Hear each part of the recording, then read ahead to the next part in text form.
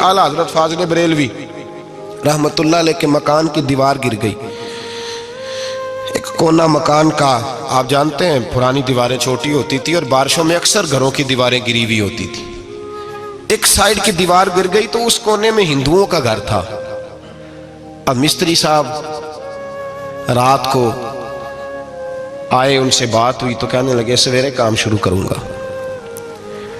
کہا ایک دو صاحب نے کہ ہندوؤں کا گھر ساتھ ہے اور وہ دشمن بھی بڑے زیادہ ہیں، تو رات کو ہی ہو جائے. کہنے لگا جی نہیں، میری مجبوری ہے، مزدور کہاں سے لاؤں گا، بڑے معاملات ہیں، سویرے شروع ہوگی. اب رات کو مولانا ظفر الدین بہاری علیہ رحمہ کہتے ہیں بچے مدرسے کے، باقی سارے لوگ، سب کو جمع کیا گیا، چونکہ اس طرف سے تھوڑا خطرہ تھا ہندوؤں کی جانب سے. کہا جناب یہ بڑے دشمن ہیں اسلام کے، تو اس طرح کرو کہ دو تین بچوں کی ڈیوٹی لگائیں یا کچھ لوگوں کی یہاں رات کو پہرا دیا جائے. ٹھنڈ بھی بڑی زیادہ تھی، کھڑا ہونا بھی مشکل تھا. اعلیٰ حضرت رحمت اللہ علیہ عشاء کی نماز کے بعد جلدی حجرہ خاص میں تشریف لے جاتے تھے. اس رات جب دیکھا نا باہر شور ہو رہا ہے تو اسی طرح سر پہ ایک رومال لپیٹا تو باہر آ گئے. کہنے لگے کیا شور ہے؟ کہا حضور سردی ذرا زیادہ ہے تو یہاں کسی کی ڈیوٹی لگانی ہے پہرے کی. 2 منٹ خاموش رہے، پھر فرمانے لگے کوئی ضرورت نہیں، جاؤ سو جاؤ سارے جا کے، کوئی ضرورت نہیں، جاؤ اپنے اپنے گھروں کو، کوئی حاجت نہیں، پہنچ جاؤ. کہا حضور مہربانی کرے، وہ طے ہونے لگا تھا. فرمایا میری وجہ سے کیوں کوئی ساری رات بیدار رہے، جاؤ تمہیں کہا نا آرام کرو. لوگ سو گئے.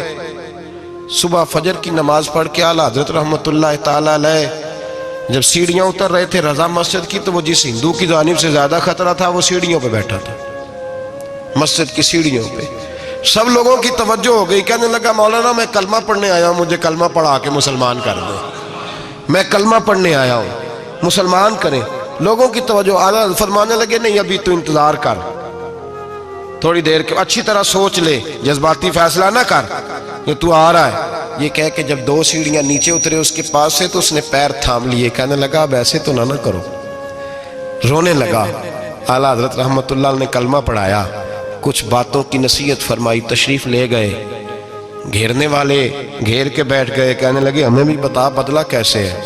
کہنے لگا دیوار گر گئی، آدھی رات کے وقت، آدھی رات تک انتظار کرتا رہا، پہرے دار کوئی نہیں، تو 2 تلواریں لے کر جب میں ان کے مکان کی جانب بڑھا، میں نے کہا آج گردن کاٹوں گا اور کاٹ کر کے نکلوں گا. کہتا ہے جب میں قریب آیا تو 2 شیر کھڑے تھے، اوپر سے پلٹ کے آیا تو پھر کھڑے تھے، ادھر سے پلٹ کے آیا تو پھر کھڑے تھے. فرماتے ہیں میں 2 گھنٹے کے بعد آیا تو پھر پلٹ کے کھڑے تھے، میں پھر 1 گھنٹے کے بعد آیا، سحری کا وقت ہو گیا تو پھر پلٹ کے کھڑے تھے. اب میں ڈر کے بھاگا. کہتے ہیں فاضل بریلوی نے اپنی کھڑکی سے منہ باہر نکالا. کہنے لگے اور کتنا تجربہ کرے گا، مجھے تو لاوارث سمجھتا ہے، لاوارث ہوں میں، اور کتنا تجربہ کرے گا، بس کر مان جا. میں نے کہا حضور یہ کون ہے، مجھے بتائیے تو صحیح یہ کون ہے.